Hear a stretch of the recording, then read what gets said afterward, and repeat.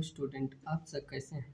आज मैं आपको बताऊंगा बाबर के द्वारा लड़े गए प्रमुख युद्ध, जो बहुत ही इम्पोर्टेंट है। ये हर साल किसी न किसी पेपर में ज़रूर पूछा जाता है। एकदम शॉर्ट में बताएंगे जिससे कि आपको ये पूरा एकदम रट जाएगा, मुँह से एकदम आपको हमेशा ये रट जाएगा, कभी भी आप नहीं भूलेंगे। एकदम शॉर्ट में हम आपको बताएंगे कि बाबर के द्वारा कितने युद्ध हैं, वो भी सारे जितने भी हैं सारे प्रमुख युद्ध हैं, इससे बाहर कुछ नहीं आएगा।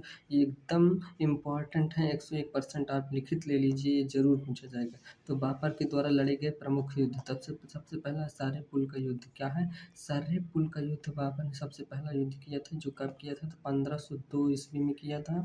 किसके साथ हुआ था? बाबर और शैबानी खां के बीच लड़ा गया था। किसके बीच? बाबर और शैबानी खां के बीच सर्रे पुल का युद्ध लड़ा गया था, 1502 ईस्वी में लड़ा गया था। तो इसमें परिणाम क्या हुआ था? तो इसमें बाबर विजय हुआ था। क्यों? बाबर जो होता है वो पराजित हुआ था, विजय नहीं हुआ था। बाबर जो होता है पराजित होता है, शैबानी खां जो होता है वो विजय हो जाता है सर्रे पुल के युद्ध में। फिर उसके बाद होता है दूसरा है भेरा या भीरा या बजौर का युद्ध होता है, जो 1819 के बीच लड़ा गया था। भीरा, भेरा या बजौर का युद्ध हुआ था। कब हुआ था? तो 1518 से 19 के बीच में हुआ था। किसके साथ हुआ था? बाबर व स्थानीय शासकों के बीच हुआ था। बाबर और स्थानीय शासकों के बीच हुआ था। इस युद्ध में बाबर ने आस्तान अली कुली के नेतृत्व में तोप खानों के, उस्ताद अली कुली जो थे उन्हीं के नेतृत्व में इसमें क्या किया गया था? तोप खाने का प्रयोग सबसे पहले बाबर ने इसी युद्ध में किया था। तोप खाने का प्रयोग, तो परिणाम हुआ था बाबर की विजय हुई थी। भेरा के युद्ध में बाबर विजयी हुए थे। इसका 3 नाम है, ये आपको पूरा नाम याद रखना, कोई भी नाम इसमें पूछ सकता है। भेरा, भीरा, बजौर का युद्ध 1518 ईस्वी में हुआ था।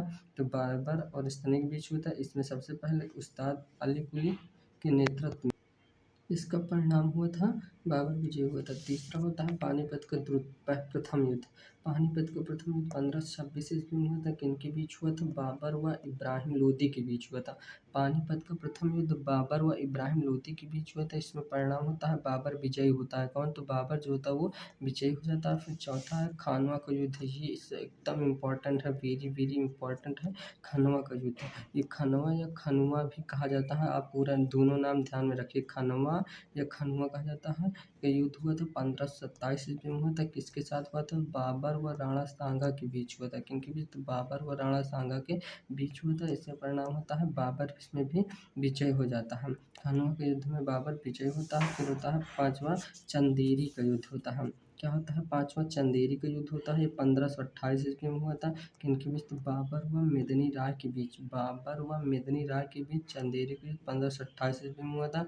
इसका परिणाम होता है कि मेदिनी राय जो होते हैं वो पराजित हो जाते हैं। इसमें चंदेरी के युद्ध में मेदिनी राय पराजित हो जाते हैं। फिर होता है छठा घाघरा का युद्ध।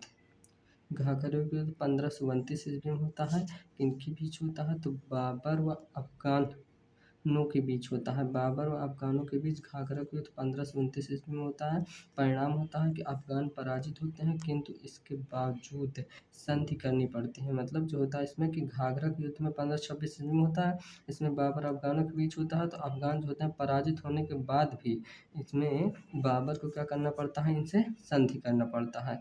बस इसी को आप एकदम क्रम में सब देखते चले आइए। यहाँ पर 26, 27, 28, 29 पूरा क्रम में है, एकदम एकदम इम्पॉर्टेंट ये छवों के छः युद्ध हैं। इसी से हर साल कोई ना कोई युद्ध जरूर पूछा जाता है। किसी भी आप पेपर में ज़रूर देखिए, कोई भी कंपटीशन पेपर हो उसमें ज़रूर कोई ना कोई युद्ध पूछा जाता है। आपको इन्हीं युद्धों को एकदम रट लेना है, एकदम शॉर्ट में हमसे बताया, जिससे कि आपको पूरा यहीं पर याद हो जाए, आपको बाहर कुछ नहीं याद करना, यहीं से पूरा आएगा।